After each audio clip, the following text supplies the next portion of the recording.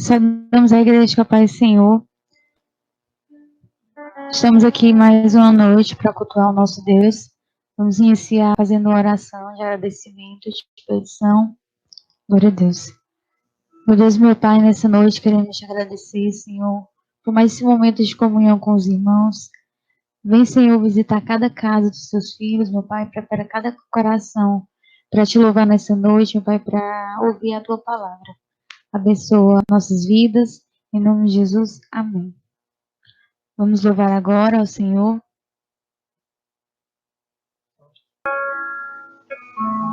Aleluia, meu Deus. Nós cremos que nada vai nos separar desse amor, aleluia. Esse grande amor por nós que o Senhor tem.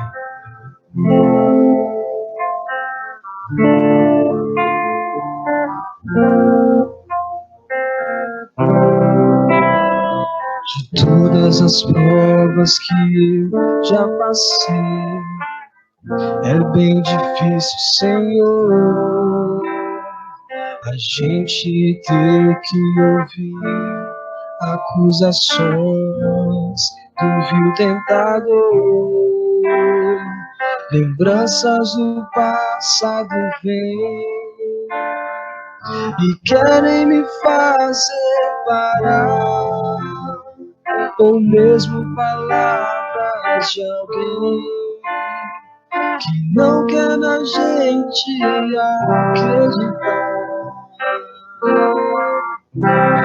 E quase parando sem força e vigor, a gente lê a palavra e encontra bastante poder para vencer e continuar a jornada, e ver que o passado ficou para trás, pois Cristo na cruz tudo já venceu, e saber que dele não lembra mais. Eu canto pra glória de Deus. Nenhuma condenação para quem está em ti, Jesus, cuja vida coberta está pelo sangue que desceu na cruz. Exceto que provas virão, investidas do vil tentador, mas nenhuma condenação há para quem está em ti, querido Senhor. E quase parando sem força e vigor, a gente lê a palavra e encontra bastante poder para vencer e continuar a jornada, e ver que o passado ficou para trás, pois Cristo na cruz tudo já venceu, e saber que dele não lembra mais. Eu canto pra glória de Deus. Exceto que provas virão, investidas do vil tentador, mas nenhuma condenação há para quem está em ti, querido Senhor. Para quem está em ti, querido Senhor. Aleluia. Glória a Deus. Nada é capaz de separar do amor de Cristo. Agora nós vamos orar pelo nosso preleitor da noite, presbítero Francisco Filho. Senhor, meu Deus e meu Pai, nessa noite, Senhor, queremos te agradecer já por esse momento de comunhão, de louvor, de adoração a Ti. Te pedimos, Senhor, agora também pelo Teu Filho, que ele venha ter sabedoria, meu Pai, em cada palavra, sabedoria que vem de Ti. Deus, prepara, Senhor, o coração de cada filho Teu para ouvir a Tua mensagem. Em nome de Jesus, amém. Glória a Deus. Aleluia. Quero saudar a todos com a paz do Senhor. Amém? Essa noite maravilhosa. Deus tem uma palavra para você e para mim. Amém? Queria que você abrisse a sua Bíblia em Romanos. Glória a Deus. Romanos, capítulo 8. Romanos 8, versículo 29. Uma palavra de conforto. Uma palavra maravilhosa para nós essa noite. Romanos 8, versículo 29. Diz assim: Porquanto aos que de antemão conheceu, também os predestinou para serem conformes à imagem de seu Filho, a fim de que ele seja o primogênito entre muitos irmãos. E aos que predestinou, a esses também chamou. E aos que chamou, a esses também justificou. E aos que justificou, a esses também glorificou. Que diremos, pois, à vista dessas coisas? Se Deus é por nós, quem será contra nós? Aquele que não poupou seu próprio filho, antes por todos nós o entregou, porventura não nos dará graciosamente com ele todas as coisas? Quem tentará acusação contra os eleitos de Deus? É Deus quem os justifica. Quem os condenará? É Cristo Jesus quem morreu, ou antes quem ressuscitou, o qual está à direita de Deus e também intercede por nós. Quem nos separará do amor de Cristo? Será tribulação, angústia, perseguição, fome, nudez, perigo ou espada? Senhor Deus, nós queremos orar ao Senhor essa noite. Te pedir, Pai, para que o Senhor possa falar conosco, Pai, através da Tua palavra. Que o Teu Espírito Santo, Pai, toque profundamente a cada irmão que está ouvindo essa noite. Senhor Deus, enche-nos de Ti, que possamos ter essa segurança, Pai. Essa certeza de que o Senhor está conosco. E de que o Teu amor, meu Pai, sempre estará conosco. Sempre que precisarmos, o Senhor estará ali nos ajudando. E o Senhor nos deu a mais valiosa bênção, que é a salvação. Fala conosco essa noite, que não seja eu, mas o Teu Espírito Santo. Em nome de Jesus. Amém.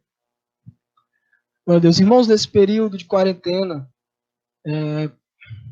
muitas pessoas estão com medo de perder a vida, desesperadas por verem pessoas próximas morrerem ou passar por dificuldades. Mas existe um outro medo a qual muitos cristãos vivem, que é o medo de perder a salvação, que é o medo de não ser salvo, que é o medo de ir para o inferno, de não ir para o céu. E essa noite eu quero falar sobre a segurança da nossa salvação. Será que é possível nós termos essa segurança? Será que é possível nós termos essa garantia da salvação, a garantia de que nossa alma, sim, repousará em Cristo, de que nós, ao morrermos ou Cristo voltar, estaremos com Ele? Então, essa noite estaremos falando sobre isso. E, antes de tudo, irmãos, nós sabemos, como eu preguei outra vez, que ninguém é salvo por obras. Ninguém é salvo por obras. A garantia da nossa salvação não está em nós. A garantia da nossa salvação está no próprio Deus, no próprio Senhor Jesus. Não é porque eu oro mais, não é porque eu canto mais, ou que eu ajudo mais. Ou seja, não é o que eu faço que me garante a salvação, mas o que Ele fez naquela cruz. Não é o que eu faço que me dá essa segurança, mas o que Cristo fez naquela cruz, de uma vez por todas, nos dando a salvação. E a salvação, ela é pela fé, unicamente pela fé em Cristo Jesus. E nessa noite, irmãos, nós vamos ler Romanos, vamos estudar esses poucos versículos. Romanos é a carta mais sistemática, mais organizada que nós vamos ter na Bíblia. E Paulo, como ninguém, nos ensina a termos essa segurança. Paulo, como ninguém, nos ensina, sim, que podemos ter essa garantia, essa certeza de que somos salvos, de que somos eleitos de Deus. Amém? Antes de irmos para o texto, irmãos, eu queria viajar um pouco por Romanos. Apresentar um pouco a carta de Romanos até esse capítulo 8. No capítulo 1 de Romanos, Paulo ele apresenta o Evangelho. Paulo diz que a justiça de Deus se manifesta no Evangelho de fé em fé. Ou seja, a salvação não é por obras, mas somente pela fé em Cristo Jesus e a sua morte. Em Romanos 3, Paulo diz que todos pecaram e destituídos foram da glória de Deus. Ou seja, tanto judeus como gentios, todos nós pecamos e carecemos de um Salvador. Carecemos de alguém que nos salve. No capítulo 4, Paulo começa a falar da justificação pela fé, que é a única maneira de sermos salvos, que é a única maneira de sermos aceitos por Deus, que é através da fé. Não é através das nossas obras, como diziam os judeus. E Paulo começa a falar que até Abraão, o pai da fé, o pai dos judeus, foi salvo pela fé, não por obras. Então, Paulo começa a dizer que somos salvos unicamente pelo sangue de Cristo. Não pelas nossas obras, não pelos nossos méritos, mas pelos méritos de Cristo. Pelas obras que Cristo veio aqui na terra e se fez por nós. No capítulo 8, na qual nós vamos ler essa noite, Paulo ele nos dá os pilares, as colunas da nossa salvação. Os pilares e a coluna da nossa salvação. Paulo, ele nos dá aqui nesse capítulo. Irmãos, nenhum assunto traz mais angústia do que o medo de perder a salvação. Nenhum assunto deixa os cristãos mais inseguros do que a dificuldade de se ter essa certeza, de se ter essa segurança. Como eu falei, irmãos, a segurança da salvação não é garantida por nós, mas pelo próprio Deus. A segurança da salvação não é garantida por nós, mas pelo próprio Deus. É Deus quem nos ajuda, que vai nos fazer perseverar até o fim. É Deus quem executa, é Deus quem planejou e é Deus quem vai consumar a nossa salvação. Nós lemos, irmãos, em João 6,44, que Jesus diz: ninguém pode vir a mim sem que o Pai o traga, sem que o Pai o atraia a mim. Nós lemos também em João 10:27, Jesus diz: as minhas ovelhas ouvem a minha voz, eu as conheço, eu lhes dou a vida eterna, e quem as arrebatará da minha mão? Então, irmãos, nós vemos aqui que é Deus que nos garante a salvação, que é Cristo que nos garante, nos dá a certeza de que, se crermos nele, nós vamos ser salvos. Teremos essa certeza nele. Amém?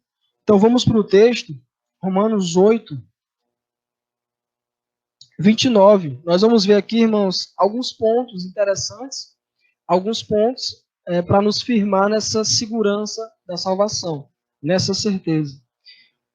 Romanos 8:29 diz assim: porquanto aos que de antemão conheceu. Primeiro ponto, irmãos, é que Deus nos conheceu de antemão. É que Deus nos amou de antemão, como diz em Efésios 1:4, que ele nos predestinou em amor para sermos conformes à imagem de Jesus. Então, antes de Deus ter criado o universo, Deus ele já tinha nos escolhido. Antes de Deus ter criado tudo isso, ele já tinha amado os seus, ele já tinha amado o seu povo eleito. Não por obras que iríamos fazer, mas porque ele é amor. Mas porque ele nos amou através dos méritos de Cristo. Lá na eternidade, Deus nos amou. Então perceba que a salvação não começou quando você disse, eu aceito Jesus. A salvação não começou quando você deu um passo, mas lá na eternidade, Deus já tinha nos escolhido. Deus já tinha dado esse passo por você. Então, o primeiro ponto, aos que de antemão conheceu. Continuando, também os predestinou para serem conformes à imagem de seu Filho. O segundo ponto, irmãos, diz que Deus nos predestinou para sermos conformes à imagem de Jesus Cristo. Aleluia. Perceba, irmãos, que a salvação começa em Deus, não em você. Lá na eternidade, Deus já conhecia os seus. Lá na eternidade, Deus já amou os seus. Então, não é você quem escolhe a Deus, como João diz, mas Deus quem escolheu você. Deus que nos amou primeiro. E porque Ele te escolheu, você consegue ver, você consegue crer, você nasceu de novo, porque Ele te escolheu, Ele te amou, Ele abriu os teus olhos para que você pudesse ver. Então, irmãos, o primeiro ponto, Deus nos amou de antemão, nos escolheu de antemão. Segundo ponto, Deus nos predestinou para a salvação, para sermos a imagem do seu Filho Jesus. Terceiro ponto, irmãos, no versículo 30, e aos que predestinou, a esses também chamou. Existe um chamado externo e um chamado interno. O chamado externo para os ouvidos e o chamado interno para o coração. Jesus mesmo disse, muitos são chamados, poucos escolhidos. Então, através do evangelho de Deus, Deus ele chama as suas ovelhas. Deus ele chama os seus filhos. E Jesus disse que as ovelhas, as minhas ovelhas, ouvem a minha voz. Então é através do evangelho, da pregação do evangelho, que Deus ele chama os seus. Que Deus ele chama os seus filhos amados. E Jesus disse que com certeza as minhas ovelhas vão me ouvir. É certo que eles vão me ouvir porque eles pertencem a mim. Então, nós pregamos o evangelho, nós fazemos esse chamado, porque sabemos, sim, que existem os filhos de Deus, que existem aqueles que amam a Deus, e que Deus os amou lá na eternidade. Aleluia. Então, irmãos, uma evidência de que você é salvo em Cristo é que você dá ouvido à voz de Deus. É que você deu ouvido e continua dando ouvido à pregação, à palavra de Deus, ao chamado de Deus. Então a palavra de Deus chama ao coração. É um chamado irresistível. Você deve lembrar a sua conversão, como foi. Como foi um chamado irresistível. Você não teve para onde ir, você simplesmente ouviu a voz do seu Pai. Você foi atraído por esse amor maravilhoso. Esse é o terceiro ponto. Primeiro, Deus nos amou de antemão, nos escolheu de antemão. Segundo, nos predestinou para a salvação. Terceiro, Ele nos chamou, nos tirou das trevas para a luz. Quarto, aqui no versículo 30, e aos que predestinou a esses também chamou, e aos que chamou a esses também justificou. Então, irmãos, no momento que Deus te chama, e no momento que você crê verdadeiramente, Deus, como um juiz, bate o martelo e te declara justo através de Cristo, através dos méritos de Cristo. Deus te declara que você está quites com a lei dele, que você está quites com a justiça dele. E no tribunal de Deus não há mais condenação para você. O juiz bateu o martelo. O juiz te declarou justo quando você crê em Cristo. Quando você crê verdadeiramente, deposita a sua confiança em Cristo, Deus nos justifica, nos declara justos pelos méritos de Cristo. Então, Cristo satisfez toda a justiça de Deus. Quem crê no Filho é justificado de uma vez por todas, como diz em Hebreus. Diz em Hebreus que, diferente do tempo judaico, em que era necessário fazer vários sacrifícios, Cristo fez um de uma vez por todas, por nós. Aleluia. Então você que creu verdadeiramente, você que vive uma vida com Deus, você foi transformado, você foi salvo, não há mais condenação para você. Agora nós temos o acesso direto ao Pai. Agora nós temos acesso, o véu do templo foi rasgado, e nós fomos justificados, e agora nós temos paz com Deus. Como diz Romanos 5, justificados pela fé, temos paz com Deus. Ou seja, não há mais condenação. Não há nada que nos julgue, que nos condene. Então, agora eu tenho paz com Deus. Agora eu posso orar a Deus em paz, sabendo que Ele me perdoou e que não há mais condenação para mim. E que agora eu posso abertamente orar a Ele, saber que Ele vai me ouvir pelos méritos de Cristo. Aleluia. A sua dívida foi paga. Aleluia. Quando você crê verdadeiramente em Cristo, somente em Cristo, somente em Cristo.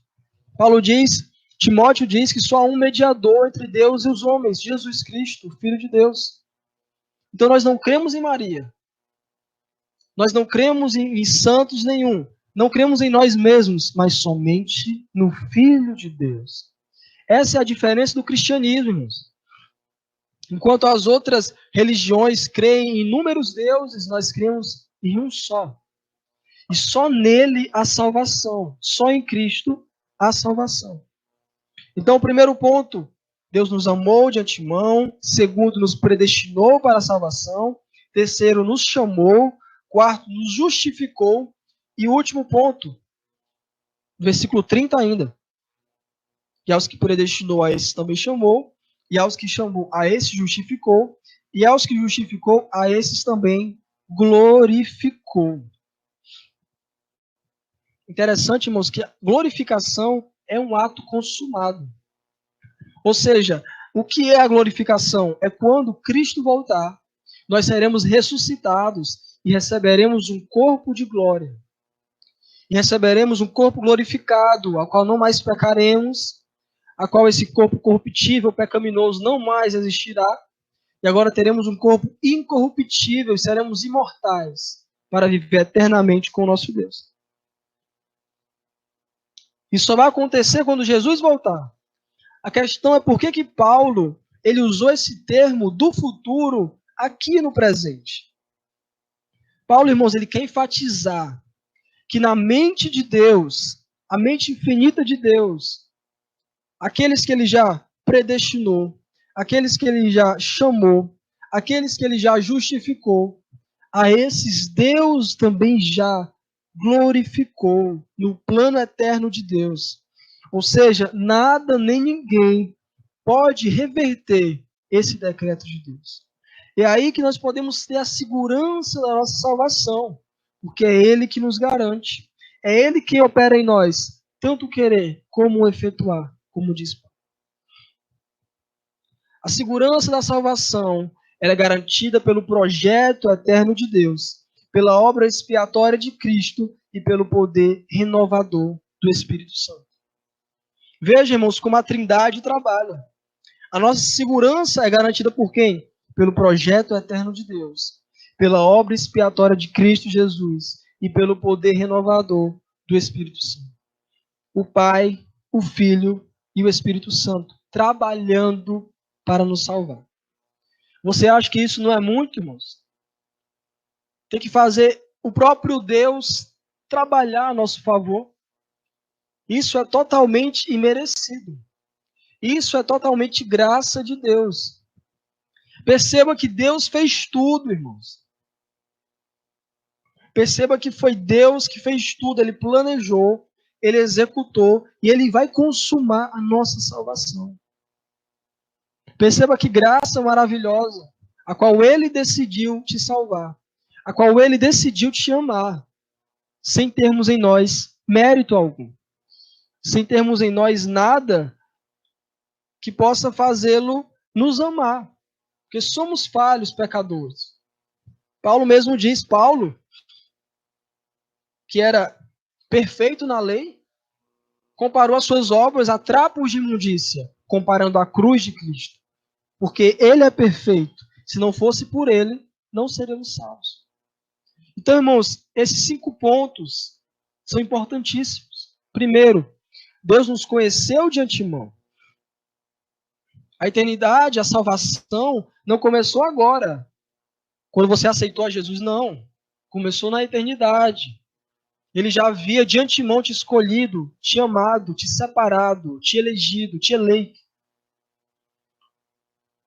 Segundo ponto, ele te predestinou para a salvação. Terceiro ponto, ele te chamou, te tirou das trevas para a luz. O quarto ponto, ele te justificou.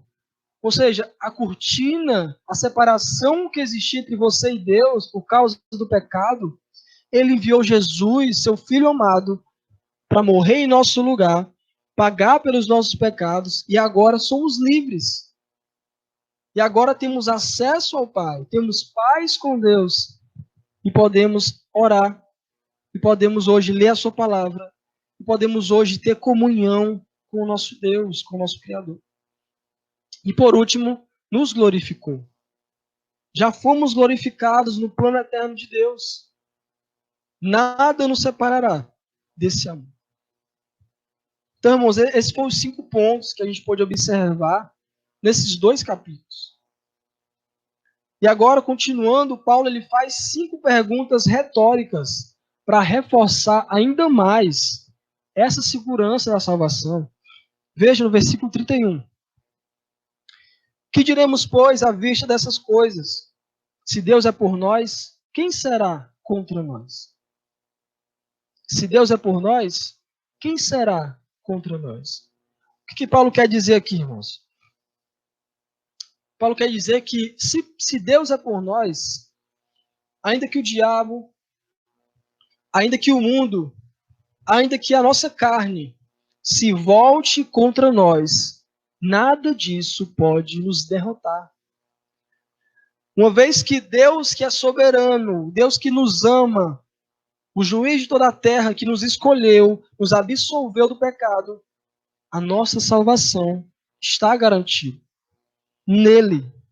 Se Deus é por nós, ainda que se levante tudo contra nós, ele nos protege e nos guarda com a sua forte mão.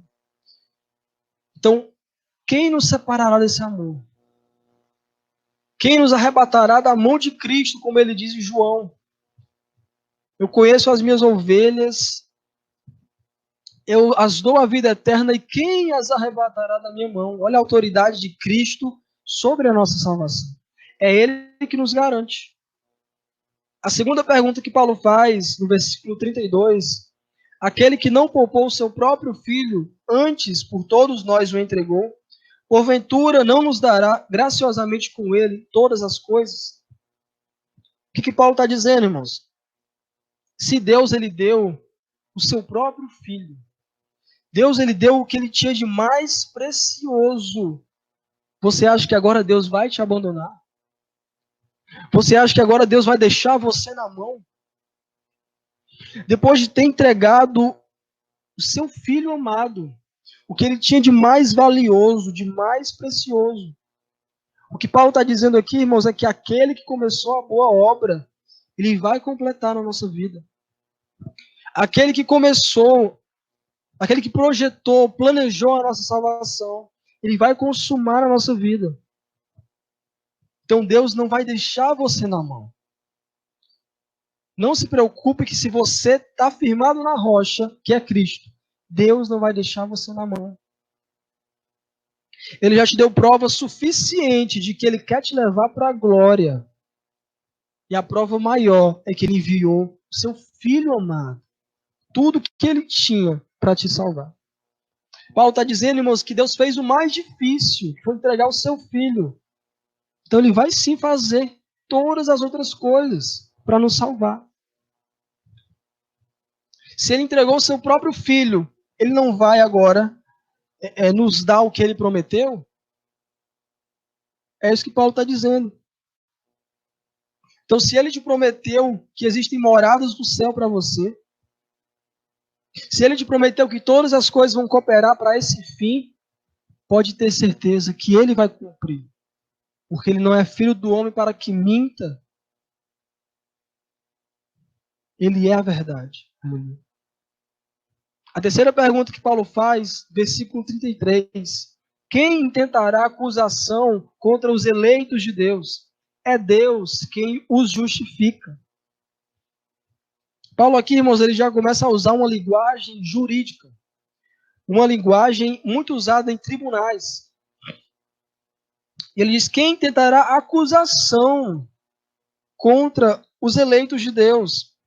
Ou seja, aqueles que creram verdadeiramente, aqueles a qual são as ovelhas de Deus, a esses, o juiz, lá no Supremo Tribunal do céu, o juiz já nos declarou justos. O juiz já declarou que não há mais condenação para nós. A nossa dívida já foi paga. Então é isso que Paulo está dizendo. Quem tentará acusação contra os eleitos de Deus? É Deus quem os justifica. Ou seja, se é o próprio Deus, se é o próprio juiz que está absolvendo, quem é capaz de acusar? Quem é capaz de acusá-lo? Deixa que acusem. Deixa que digam isso e mais isso. Não adianta acusar, porque nós já fomos justificados. Não adianta o diabo acusar. Nós seremos salvos por aquele que nos amou primeiro. Então, Paulo está dizendo o quê? Se o juiz já decretou, bateu o martelo, nos justificou, nos absolveu, não adianta bater perna, não adianta acusar, porque ele declarou, ele não volta atrás, porque ele é o próprio Deus. Aleluia. A quarta pergunta que Paulo faz, no versículo 34. Quem os condenará? É Cristo Jesus quem morreu e quem ressuscitou, o qual está à direita de Deus e também intercede por nós. Aqui, irmãos, Paulo ele nos dá a base para essa segurança da salvação. Porque para não condenar você, Deus teve que providenciar um substituto para morrer pelos teus pecados. Lembra que nós estávamos debaixo da ira de Deus. Merecíamos a morte porque tínhamos pecado contra o Senhor. Mas ele providenciou um cordeiro puro, santo, para morrer em teu lugar. E Deus derramou o cálice da ira dele, não sobre nós que merecíamos, mas sobre o Filho de Deus, que não tinha pecado, que não tinha mancha alguma. Deus derramou todo o cálice da sua ira sobre o seu Filho para nos salvar. Deus desamparou seu Filho naquela cruz e nos disse em Hebreus que jamais nos desampararia. Então veja como Deus é grandioso, irmãos, a ponto de sacrificar o seu Filho para nos salvar. Aquele que não conheceu o pecado se fez pecado por nós. Então, irmãos, Cristo é a nossa garantia. Cristo é a nossa joia preciosa. Sem Cristo, ninguém entra no céu. Você pode chegar no céu, se a gente for aqui fazer uma... Imaginar que chegar na porta do céu, cheio de obras. Fiz isso, fiz aquilo, ajudei nisso, fiz aquilo, expulsei demônio e aquilo. Se não tiver Cristo, não entre. Porque Ele é a nossa garantia. Ele é a nossa joia preciosa. Como aquela parábola que diz que um homem que encontrou uma joia valiosa e ele vendeu todos os seus bens para ficar só com aquela joia. Então Cristo é tudo que temos. Aleluia. Então a nossa salvação está firme nessa justiça. Perceba que Paulo falou, quem os condenará? Cristo morreu. Paulo diz mais, Cristo ressuscitou. A ressurreição é uma garantia de que Deus aceitou o sacrifício. A ressurreição de Cristo é uma garantia de que foi selado, de que foi carimbado, de que Cristo satisfez a justiça do Pai. E agora, quem crê no Filho tem paz com Deus. Quem crê no Filho tem os pecados perdoados e é salvo. E é filho de Deus. Paulo diz que ele intercede por nós. Irmãos, você não vai encontrar na Bíblia nenhuma passagem que diz que santos intercedem por nós. Ou que Maria intercede por nós. Nada contra Maria, uma mulher bem-aventurada. Nenhuma mulher que passou nesse mundo foi mais bem-aventurada do que ela. Mas percebam, irmãos, que ela não é o centro. Ela não é o foco. O centro, o foco é Jesus. Ele é o nosso intercessor. É para ele que temos que encaminhar as nossas orações. Ele é o nosso advogado. Então podem nos acusar. O nosso advogado resolveu o nosso caso.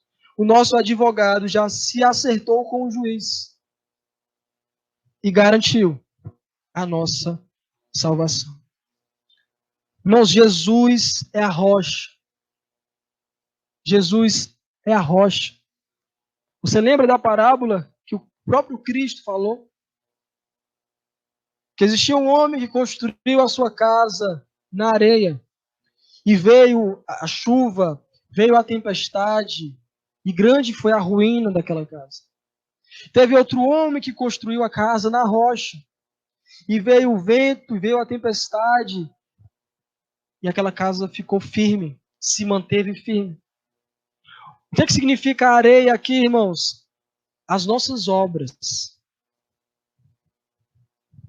Quando confiamos nos nossos méritos, nas nossas obras para a salvação, a tempestade e a chuva é a ira de Deus, é o juízo de Deus. E quando a ira de Deus vem, nós perecemos.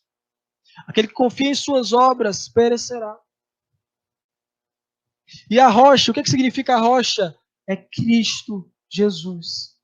É aquele que tem fé unicamente em Cristo Jesus. É aquele que reconhece que nele não há nada, que ele não é capaz de ser salvo pelo que ele faz ou pelo que ele deixa de fazer, que ele é um pecador, ele confia unicamente em Jesus.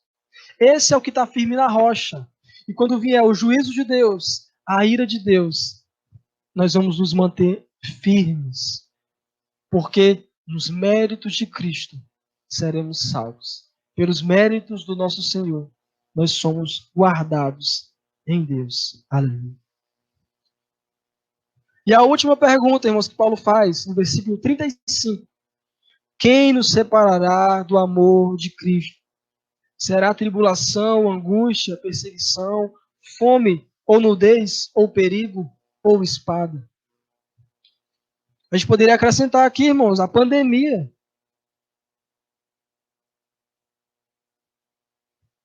Paulo levanta aqui algumas circunstâncias, algumas situações, e Paulo diz que nenhuma dessas circunstâncias, seja lá o que for, nada é capaz de afetar, nada é capaz de abalar essa segurança que nós temos em Cristo.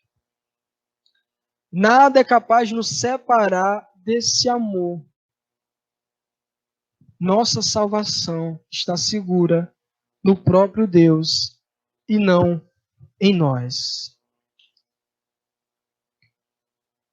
Se você está na rocha, você está firme. Mas se você está na areia, confiando nas suas obras, nos seus méritos, dificilmente você irá prevalecer no grande tribunal de Deus. Então, irmãos, não tenha medo. Não fique inseguro. Se você tem confiança somente em Cristo, se você tem fé somente em Cristo, você está na rocha, você está salvo. Não se preocupe. A maior preocupação do crente, na verdade, o crente nem é para se preocupar com essas coisas. Porque nós temos essa garantia que o mundo não tem. O mundo tem medo da morte porque não sabe para onde vão. Nós sabemos. Porque aquele que começou a boa obra, ele disse que tinha muitas moradas no céu. E que ele ia para o Pai nos preparar lugar. E a festa vai ser grande lá no céu, irmãos. Quando estaremos todos juntos, reunidos com o Senhor. Para concluir, irmãos, eu queria falar aqui somente 2 perigos sobre esse assunto, sobre essa segurança da salvação. O primeiro perigo, irmãos, é a falsa segurança da salvação. É aquela pessoa, ela que se acha salva, que se diz salva, mas ela não dá nenhuma prova de que ela é salva. É uma pessoa que nunca nasceu de novo, que não teve transformação na sua vida. Jesus mesmo diz que naquele dia muitos dirão: Senhor, Senhor, em teu nome não expulsamos demônios, em teu nome não falamos em línguas, em teu nome não fazemos milagres, sinais e prodígios, mostrando as suas obras, né? Jesus diz: apartai-vos de mim, vós que praticais a iniquidade. Então, irmãos, é impossível alguém que diz ser salvo e não houve uma mudança, e não houve uma transformação, e a vida dessa pessoa não foi sobrenaturalmente mudada, transformada. É impossível dizer que é salvo e não buscar a santidade. Que é uma das marcas essenciais da salvação, é a santidade. Porque estamos sendo feitos conforme a imagem do Filho Santo de Deus. Então, esse é o primeiro perigo, é a falsa segurança. A pessoa se diz salva, se diz que vai para o céu, mas vive praticando coisas pecaminosas. Ela não busca uma vida de santidade. Ela não busca se afastar do mal. Então, ou nós amamos, o próprio João diz, que aquele que ama o mundo, o amor do Pai não está nele. Então nós temos que saber, irmãos, temos que nos certificar. Paulo fala sobre isso. Temos que considerar nossa eleição. Temos que nos certificar que realmente estamos na rocha. Somos salvos. O segundo perigo, irmãos, é aquela pessoa que ela está salva e acha que não está. Talvez por não conhecer as doutrinas da graça, ou talvez por não considerar as cartas de Paulo e o que o próprio Cristo fala. Você lembra que mesmo Jesus mesmo que disse: quem crê em mim tem a vida eterna. Jesus não diz assim: quem crê em mim, existe uma possibilidade de você ser salvo. Não. Cristo diz: quem crê em mim tem a vida eterna. Lembrando, irmãos, que crer não é só dizer: eu creio que existe um Deus. Eu creio. Não é isso. A salvação, irmão, nos leva a ter comunhão com Deus. Então essa é a diferença daquela pessoa que diz: eu creio, pronto, só isso, só crê. Mas quem é salvo não somente crê, mas busca conhecer, e busca obedecer, e busca ter comunhão com esse Deus que ele diz crer. Só crer é muito fácil. Inclusive, até o diabo crê que estremece. A questão é ter comunhão, buscar realmente obedecer a Deus, buscar realmente ter uma vida com esse Deus, conhecer esse Deus, né? Se debruçar nas Santas Escrituras para conhecê-lo mais. Também Jesus disse, irmãos, que as minhas ovelhas ouvem a minha voz, eu as conheço, eu as dou a vida eterna, e quem as arrebatará da minha mão? Então, se você é um crente em Cristo, se você busca uma vida de santidade, se você ama a palavra de Deus, você está salvo. E nada nem ninguém pode te condenar. Não há mais condenação para os que estão em Cristo Jesus. Então se examine essa noite. Só você sabe no seu íntimo se você é sincero com Deus. Só você sabe no seu íntimo se você o busca mesmo, se você o ama mesmo. Então se certifique essa noite. Porque nesse período difícil, irmãos, que vivemos, nós passamos a perceber que a vida é neblina. O homem começa a ver que realmente Deus tinha razão. Que ele falou que tudo era passageiro. Que ele falou que não devemos construir nosso castelo aqui. Que ele falou que a vida é neblina. Nós não sabemos o dia de amanhã. Mas nós podemos nos certificar hoje Se estamos na rocha ou na areia. Se estamos em Cristo ou não. Então, se você está inseguro, com medo de perder a salvação, ou seja lá o que for, a sua salvação está garantida. Se você realmente creu em Deus, se você nasceu de novo, se você é uma nova criatura, não há mais condenação. Não se preocupe. Desde que o diabo o acuse, desde que seja lá quem for te acuse, foi o juiz que decretou a sentença e te declarou justo. Amém? Então, essa é a palavra do Senhor, que você possa meditar, que você possa receber essa palavra, em nome de Jesus. Vamos orar, amém? Para encerrarmos esse culto, amém? Senhor Deus, te agradecemos, Pai, por esse momento maravilhoso. Pai, totalmente gratos a essa graça, a esse amor incondicional, Pai, a qual nos encharcou, a qual foi o Senhor, meu Pai, que lá na eternidade nos amou. O Senhor já nos conhecia, Pai. O Senhor nos amou não porque somos bons, porque não somos, mas porque o Senhor é amor. Mas porque em sua bondade infinita o Senhor nos escolheu para Ti e nos atraiu com o Teu eterno amor. Eu oro a Ti, meu Pai, por cada um dos que ouviram essa noite, que o Senhor possa, meu Pai, nos fortalecer, nos dar essa segurança, meu Pai, e essa paz que excede todo o entendimento. A paz, meu Pai, de termos comunhão contigo. A paz de podermos clamar ao nosso Deus. A paz de sabermos que não estamos sós. Então abençoa a cada um dos ouvintes, a tua igreja de modo geral, a esse país, a esse mundo, nos guarda e nos protege de todo mal. Em nome do teu Filho amado, Jesus Cristo. A paz do Senhor para todos os irmãos. Em nome de Jesus.